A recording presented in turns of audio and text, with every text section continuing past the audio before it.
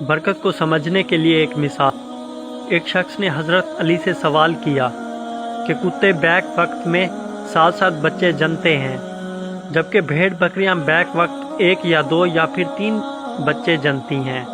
इसके बावजूद भेड़ बकरियों की तादाद हर जगह कुत्तों से ज़्यादा होती है, हालांकि हम आए रोज़ भेड़ बकरियों को ज़िबा करते रहते हैं, कुर्बानी करते हैं, फिर भी वो हमेशा कुत्तों से ज़्यादा होती हैं। हज़रत अली ने फरमाया, यही चीज़ बरकत है। इस शख्स ने कहा, बरकत भेड़ बकरियों में ही क्यों है, कुत्तों में क्यों नहीं?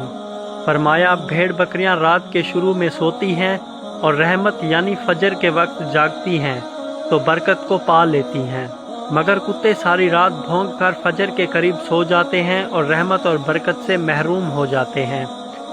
मैं तुम्हें नसीहत करता हूँ कि रात को जल्दी सो जाया करें और सुबह जल्दी उठें, यही रिज्क और औलाद में बरकत का ज़रिया है। सुभान अल्लाह।